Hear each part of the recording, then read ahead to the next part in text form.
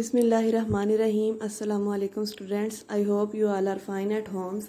बच्चों, आज हम जो टॉपिक पढ़ने जा रहे हैं, हमने रिलेटिव अबंडेंस ऑफ आइसोटॉप के बारे में पढ़ा था लास्ट लेक्चर के अंदर। तो अब हम रिलेटिव अबंडेंस कैसे फाइंड कर सकते हैं, जो हम आइसोटॉप्स पढ़ते हैं उनका मास कैसे फाइंड कर सकते हैं, वो सब हम इस लेक्चर के अंदर डिस्कस करेंगे।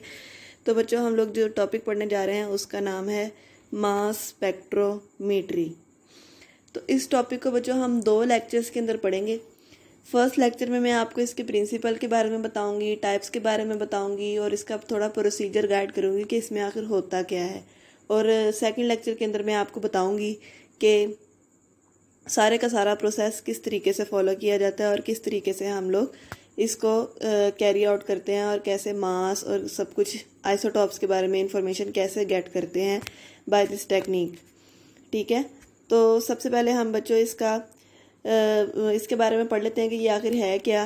मास spectrometry is an analytical technique. ये एक एनालिटिकल टेक्निक है। आपको याद होगा हम लोगों ने 9th क्लास के अंदर एनालिटिकल केमिस्ट्री की डेफिनेशन पढ़ी थी। तो उसमें हमने ये पढ़ा था कि analysis and separation of sample की जाती है। ठीक है, तो हम लोग जिस एलिमेंट जिस एटम को स्टडी कर रहे हैं उसको हम लोग एनालाइज ही तो करने जा रहे हैं कि उसके कितने आइसोटॉप्स हैं, उन आइसोटॉप्स की कितनी अबंडेंस है। तो इस तरीके से ये एक क्या है, एनालिटिकल टेक्निक है। और इस टेक्निक से हम लोग क्या क्या फाइंड आउट कर सकते हैं। इस टेक्निक से बेटा हम लोग exact masses of isotope of an element, किसी भी एलिमेंट के आइसोटॉप के एग्जैक्ट मासेस फाइंड कर सकते हैं। जैसे हमने बताया था कि कार्बन के 3 आइसोटॉप्स हैं, तो हम इस टेक्निक से बता सकते हैं कि उन तीनों आइसोटॉप्स के कितना कितना मास है।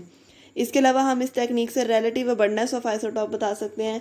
हम बता सकते हैं कि वो आइसोटॉप कितना एग्जिस्ट कर रहा है, उसकी अबंडेंस क्या है हमारे इन्वायरमेंट के अंदर। ठीक है, तो हम इस टेक्निक से ये पढ़ सकते हैं। आपकी बुक के अंदर ये 2 चीज़ें मेंशन की गई हैं, इसलिए मैं भी यहाँ पे 2 ही बता रही हूँ। लेकिन जब आप बड़ी क्लासेस में जाएंगे, जैसे BSc MSc करेंगे, तो उसमें इसकी मज़ीद डिटेल है। हम और भी बहुत कुछ इस इंस्ट्रूमेंट से फाइंड आउट कर सकते हैं। बच्चों, अब हम बात करेंगे इसके प्रिंसिपल की। आपने इसके प्रिंसिपल को अच्छे से याद करना है, क्योंकि ये शॉर्ट क्वेश्चन के पॉइंट ऑफ व्यू से बहुत इंपॉर्टेंट है। तो इसको आपने एज सच याद करना है। पहले मैं यहाँ पर एक पूरे का पूरा सेंटेंस राइट करी हूँ, उसको फिर मैं साथ के साथ आपको गाइड करूँगी। वो ये है, in this technique the substance is first volatilised then ionised with the help of high energy beam of electron. The gaseous positive ion thus obtained are separate on the basis of their m/e value, then recorded in the form of peaks। बच्चों, इस technique के अंदर ना कुछ steps हैं, उन steps को आप याद कर लें। यही स्टेप्स जो हैं वो इस प्रिंसिपल के अंदर मेंशन किए गए हैं कि सबसे पहले क्या किया जाता है, वोलेटिलाइज किया जाता है उसको, मींस के उसको वेपराइज किया जाता है, उसको वेपर फॉर्म के अंदर। जो भी सैंपल आप पढ़ने जा रहे हैं ना, फॉर एग्जांपल अगर आप कार्बन की स्टडी कर रहे हैं तो सबसे पहले उसके एटम को वेपराइज किया जाता है, उसको वोलेटिलाइज किया जाता है। ठीक है, देन आयनाइज, यानी कि फिर उसकी आयनाइजेशन करवाई जाती है। जो उसके एटम आपने गैसियस फॉर्म के अंदर ले लिए हैं, वोलेटिलाइज का मतलब क्या था कि उसको वेपर फॉर्म के अंदर चेंज करना है। फिर जो वेपर फॉर्म के अंदर आपके पास एटम आ गए हैं, वेपर किस फॉर्म में होते हैं, गैस फॉर्म में होते हैं ना, तो वो जो गैसियस एटम आपके पास आ गए हैं उनकी आयनाइजेशन करवाई जाती है। और आयनाइजेशन कैसे करवाई जाती है, with the help of high energy beam of electrons. High energy beam of electrons को यूज़ करके उनको आयंस की शक्ल के अंदर चेंज किया जाता है। और इस टेक्निक के अंदर हम पॉजिटिव आयन यानी कि कैट आयन के अंदर उन एटम्स को चेंज करते हैं। The gaseous positive ion thus obtained. अब जो आयनाइजेशन के बाद जो गैसियस पॉजिटिव आयन हुए हैं हमारे पास हासिल हुए हैं, are separated on the basis of their m/e value. m/e value मतलब मास टू चार्ज रेशो। ठीक है, उस जो हमारे पास एटम है उनके जो पॉजिटिव आयन बन गए हैं, उन पॉजिटिव आयन को फिर सेपरेट किया जाता है। किस बेस पर सेपरेट किया जाता है, मास टू चार्ज रेशो सेपरेट किया जाता है। यानी कि मास भी इसके अंदर आ रहा है, चार्ज भी आ रहा है। मास का मतलब हल्का और भारी के हिसाब से, और चार्ज के हिसाब से उनको सेपरेट किया जाता है। देन रिकॉर्डेड, और फिर उनको रिकॉर्ड किया जाता है किस शक्ल में, in the form of peaks. Peaks की शक्ल में रिकॉर्ड किया जाता है। ठीक है, तो 5 स्टेप हैं। सबसे पहले वोलेटिलाइजेशन करवाई जाती है, यानी कि उसको वेपर फॉर्म में चेंज किया जाता है। फिर उसकी आयनाइजेशन करवाई जाती है, फिर उसकी सेपरेशन करवाई जाती है, फिर उसकी क्या कहते हैं, एक्सलरेशन करवाई जाती है, और फिर उसको रिकॉर्ड कर लिया जाता है। ठीक है, तो इस प्रिंसिपल को आपने अच्छे से याद करना है बेटा। अब इस प्रिंसिपल के अंदर हम लोगों ने जो 5 स्टेप पढ़े हैं ना, उनको आप इस स्कीम से याद कर सकते हैं कि सबसे पहले आप लोगों ने वेपराइजेशन करवाई है, फिर उसकी आयनाइजेशन करवाई है यानी कि उसको आइंस की फॉर्म में चेंज किया है, फिर उसकी बेटा एक्सेलरेशन करवाई जाती है। एक्सेलरेशन का मतलब होता है टू स्पीड अप। जो हमारे पास पॉजिटिव आइंस बन जाते हैं ना, उनकी स्पीड को बढ़ाया जाता है मैग्नेटिक फील्ड अप्लाई करके। और फिर उस मैग्नेटिक फील्ड के अंदर उनकी डिफ्लेक्शन करवाई जाती है। और फिर बेटा जो हमारे पास वो आइसोटॉप्स आए होते हैं या जो एटम सेपरेट हुए होते हैं वो डिफ्लेक्शन से हमारे पास अलग अलग हो जाते हैं। मीन्स के जो लाइटर इन मास होते हैं वो अलग चले जाते हैं, जो हैवियर इन मास होते हैं वो अलग चले जाते हैं। वो अपने मास टू चार्ज रेशियो के हिसाब से डिफ्लेक्ट होते हैं फील्ड से।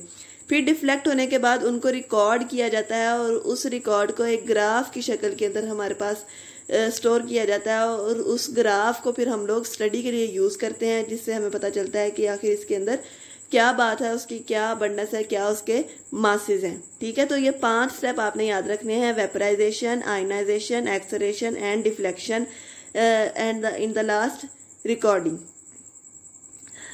अच्छा, अब हमारे पास मैं आपको बता रही हूं कि मास स्पेक्ट्रम क्या होता है। अब जो मैंने आपसे कहा कि रिकॉर्ड किया जाता है पीक्स के फॉर्म के अंदर, तो वो पीक्स आप जानते हैं कि हमारे पास ग्राफ में होती हैं।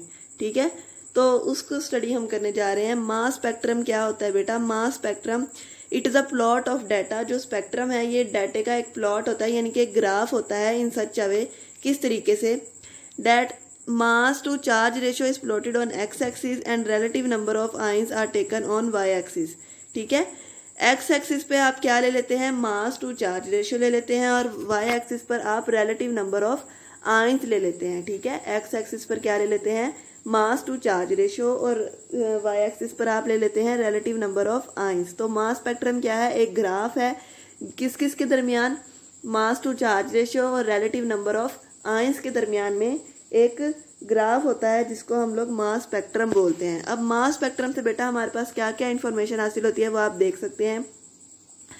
देखें, ये नियॉन का एक मास स्पेक्ट्रम आपको नजर आ रहा होगा, जिसमें एक्स एक्सिस पर मास टू चार्ज रेशियो ले ली है और वाई एक्सिस पर रिलेटिव अबंडेंस ले ली है। वही रिलेटिव नंबर ऑफ आयंस का मतलब रिलेटिव अबंडेंस होती है कि उस आयन की कितनी अबंडेंस है, वो कितने पाए जाते हैं। ठीक है, तो नियॉन के देखें जितनी पीक्स आएंगी उसका मतलब होता है कि उतने नंबर ऑफ आइसोटॉप्स हैं। नियॉन का ये मैंने आपको बताया ना कि ये नियॉन का मास स्पेक्ट्रम है, तो उसके अंदर जितनी पीक्स आ रही हैं उससे हमें क्या पता चलेगा? उसके अंदर उतने ही आइसोटॉप्स हैं। अब आप यहाँ पर देख सकते हैं कि नियॉन के लिए 3 जो हैं वो पीक्स आ रही हैं। ठीक है, एक सबसे बड़ी पीक है, उसके बाद बहुत छोटी सी पीक है, और लास्ट पे थोड़ी सी उससे छोटी वाली से थोड़ी सी बड़ी पीक है। 3 पीक्स आ रही हैं, इसका मतलब 3 आइसोटॉप है। ठीक है, अब इस ग्राफ से हमारे पास क्या क्या इन्फॉर्मेशन आती है बेटा? वो कुछ ऐसे है कि ये देखें, जो पीक की हाइट होती है ना, मतलब जो पीक की हाइट है उससे हमें रिलेटिव अबंडेंस पता चलती है। अब आप इस ग्राफ से देख सकते हैं कि नियॉन का जो फर्स्ट आइसोटॉप है उसकी जो हाइट है वो 90.92 तक गई हुई है। इसका मतलब इसकी हाइट सबसे ज्यादा है, और जिसकी हाइट सबसे ज्यादा है इसका मतलब सबसे ज्यादा अबंडेंट वो वाला आइसोटॉप है। तो नियॉन का जो फर्स्ट आइसोटॉप है जिसकी पीक की हाइट सबसे ज्यादा है, उसकी रिलेटिव अबंडेंस सबसे ज्यादा है, वो सबसे ज्यादा पाया जा सकता है। ठीक है, इसके अलावा नंबर ऑफ पीक से हमें क्या पता चलता है? Number of isotopes. जितनी पीक्स आएंगी उतने ही हमारे पास क्या होंगे? आइसोटॉप्स होंगे। ठीक है, तो बच्चों यहाँ तक आपको बात की समझ आई है कि देखें पूरा एक प्रोसेस था जिसको हमने फॉलो किया। उस प्रोसेस के अंदर हम लोगों ने 5 स्टेप्स फॉलो किए हैं। सबसे पहले वेपराइजेशन करवाई है, फिर आयनाइजेशन करवाई है, फिर एक्सेलरेशन, फिर डिफ्लेक्शन और आखिर पे रिकॉर्ड। जब हमने रिकॉर्ड किया तो आखिर पे हमारे पास एक ग्राफ आ जाता है। उस ग्राफ से हम बता सकते हैं कि एक एटम के कितने आइसोटॉप्स हैं और उन आइसोटॉप्स की कितनी अबंडेंस है, और उस ग्राफ को हम क्या बोलते हैं? मास स्पेक्ट्रम बोलते हैं। ओके बेटा, डिफरेंट जो है मास स्पेक्ट्रोमीटर, जो इंस्ट्रूमेंट ये सारा काम करने के लिए यूज होता है उसको हम बोलते हैं मास स्पेक्ट्रोमीटर। तो अब हम मास स्पेक्ट्रोमीटर देख लेते हैं कि वो क्या है। बेटा, an instrument which is use to measure exact masses of isotope of an element along with their relative abundance. वो वाला इंस्ट्रूमेंट जो कि मासेस ऑफ आइसोटॉप फाइंड करने के लिए यूज होता है और उनकी रिलेटिव अबंडेंस फाइंड आउट करने के लिए यूज होता है, उसको हम मास स्पेक्ट्रोमीटर कहते हैं। ठीक है, अब तक हमने 3 चीजें पढ़ी हैं। मास स्पेक्ट्रोमीट्री वो सारे की सारी टेक्निक है, उस टेक्निक को हम मास स्पेक्ट्रोमीट्री बोलते हैं। ठीक है, जो हमारे पास आखिर पर ग्राफ आता है उसको हम मास स्पेक्ट्रम बोलते हैं। और जो इंस्ट्रूमेंट इस टेक्निक को फॉलो करता है या जो इंस्ट्रूमेंट ये सारा काम करने के लिए इस्तेमाल होता है उसको हम क्या बोलते हैं, मास स्पेक्ट्रोमीटर। ठीक है, उसको हम बोलते हैं मास स्पेक्ट्रोमीटर। बच्चों अब हम लोगों ने different types of mass spectrometer पढ़ने हैं। तो सबसे पहला जो डिस्कवर होने वाला मास स्पेक्ट्रोमीटर था वो था एस्टन्स मास स्पेक्ट्रोग्राफ, या इसको हम एस्टन्स मास स्पेक्ट्रोमीटर बोलते हैं। तो एक साइंटिस्ट था जिसका नाम था F.W. एस्टन। उसने 1919 के अंदर ये इंस्ट्रूमेंट डिस्कवर किया था और इस इंस्ट्रूमेंट को उसने डिज़ाइन किया था स्पेशली आइसोटॉप को आइडेंटिफाई करने के लिए उनके एटॉमिक मैसेज की बेस पर। ठीक है, उसने इस इंस्ट्रूमेंट को किस लिए डिज़ाइन किया, design to identify the isotope of element, किसी एलिमेंट के आइसोटॉप्स को आइडेंटिफाई करने के लिए, पहचानने के लिए, on the basis of their atomic masses, उनके एटॉमिक मैसेज की बेस पर उसने एलिमेंट के आइसोटॉप्स को आइडेंटिफाई किया था। उसके बाद जो second type of mass spectrometer है वो है डेम्स्टर्स मास स्पेक्ट्रोमीटर। डेम्स्टर्स मास स्पेक्ट्रोमीटर काफ़ी इंपॉर्टेंट है, इसने मास स्पेक्ट्रोमीट्री के अंदर हमारी काफ़ी हेल्प की थी। और आप कह सकते हैं कि स्पेक्ट्रोमीट्री का जो बेसिक काम स्टार्ट हुआ वो इसके काम के बाद स्टार्ट हुआ था। तो जिस साइंटिस्ट ने ये काम किया उसका नाम था A.J. डेम्स्टर, और उसने 1918 के अंदर ये इंस्ट्रूमेंट डिस्कवर किया था। और उसने किस लिए डिस्कवर किया, for the identification of element which were available in solid state, उन एलिमेंट्स को आइडेंटिफाई करने के लिए जो कि सॉलिड स्टेट के अंदर अवेलेबल थे, उनको आइडेंटिफाई करने के लिए उसने ये इंस्ट्रूमेंट डिस्कवर किया था। और बाकी इसकी टेक्निक सारी की सारी एस्टन्स के अकॉर्डिंग ही थी और इस तरीके से उसने अपने इंस्ट्रूमेंट को डिज़ाइन किया था। ये सारे का सारा हम लोग नेक्स्ट लेक्चर में पढ़ेंगे। नेक्स्ट लेक्चर के अंदर जो मैं आपको स्पेक्ट्रोमीटर पढ़ाऊंगी वो सारे का सारा डेम्स्टर्स स्पेक्ट्रोमीटर है कि उसके अंदर क्या काम होता है और कैसे काम किया जाता है। उसके बाद है मॉडर्न मास स्पेक्ट्रोमीटर। बेटा मॉडर्न मास स्पेक्ट्रोमीटर जो है ना वो डेम्स्टर मास स्पेक्ट्रोमीटर के अंदर ही थोड़ी बहुत चेंजिंग की गई है। उसमें क्या होता है, डेम्स्टर मास स्पेक्ट्रोमीटर के बाद जो रिकॉर्डर से जो हमारे पास इंफॉर्मेशन आती है वो एम्पलीफायर के पास चली जाती है। वहाँ से एम्पलीफाई होने के बाद वो रिकॉर्डर के अंदर फिर से रिकॉर्ड होती है और हमारे पास आफ्टर एम्पलीफिकेशन इंफॉर्मेशन आती है। और इसके अंदर जो ग्राफ प्लॉट किया जाता है, हमने डेम्स्टर्स के अंदर या पीछे जो स्पेक्ट्रोमीटर पढ़ा था उसमें हमने एक्स एक्सिस पर मास टू चार्ज रेशियो रखी थी और वाई एक्सिस पर रिलेटिव अबंडेंस रखी थी। लेकिन मॉडर्न मास स्पेक्ट्रोमीटर से जो हमारे पास ग्राफ आता है उसके अंदर एटॉमिक मैस होता है एक्स एक्सिस के ऊपर। हमने पढ़ा है ना कि ये जो मास स्पेक्ट्रोमीटर है वो एटॉमिक मैसेज और रिलेटिव अबंडेंस फाइंड आउट करने के लिए यूज़ होता है। तो मॉडर्न मास स्पेक्ट्रोमीटर से हम लोग मासेस फाइंड कर सकते हैं और डेम्स्टर से हम लोग रिलेटिव अबंडेंस फाइंड कर सकते हैं, क्योंकि इसके अंदर ग्राफ स्टोरेज का जो प्रोसीजर स्टोर किया जाता है वो इस तरीके से होता है। ठीक है, तो डेम्स्टर्स के अंदर वाई एक्सिस के ऊपर रिलेटिव अबंडेंस होती है और एक्स एक्सिस के ऊपर मास टू चार्ज रेशियो होती है, जबकि मॉडर्न के अंदर वाई एक्सिस के ऊपर रिलेटिव अबंडेंस होती है और एक्स एक्सिस के ऊपर एटॉमिक मैस होता है। और फिर जो हम लोग फाइंड आउट करते हैं उसे हम एटॉमिक मैस फाइंड आउट कर सकते हैं किसी भी आइसोटॉप का। इस तरीके से 3 स्पेक्ट्रोमीटर हैं जो हम लोगों ने डिस्कस किए। उम्मीद है आपको समझ आई होगी। बेटा इसके अंदर आप लोगों ने प्रिंसिपल बहुत अच्छे से याद करना है। प्रिंसिपल को आप लोगों ने नहीं भूलना, वो शॉर्ट क्वेश्चन के हवाले से बहुत इंपॉर्टेंट है।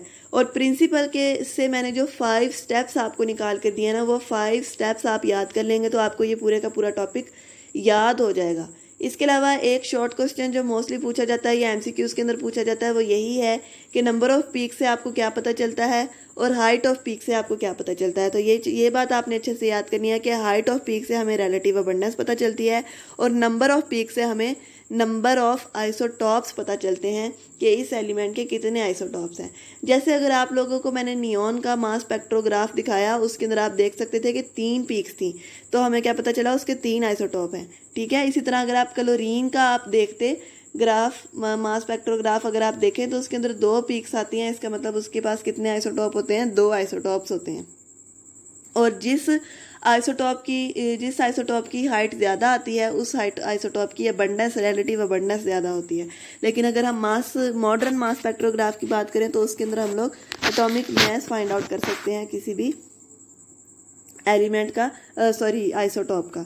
एटॉमिक मास फाइंड कर सकते हैं। ठीक है, तो इस तरीके से मास स्पेक्ट्रोमीटर जो एनालिटिकल टेक्निक है ये हमारी हेल्प करती है क्या फाइंड आउट करने के लिए, एटॉमिक मास फाइंड आउट करने के लिए और रिलेटिव अबंडेंस फाइंड आउट करने के लिए।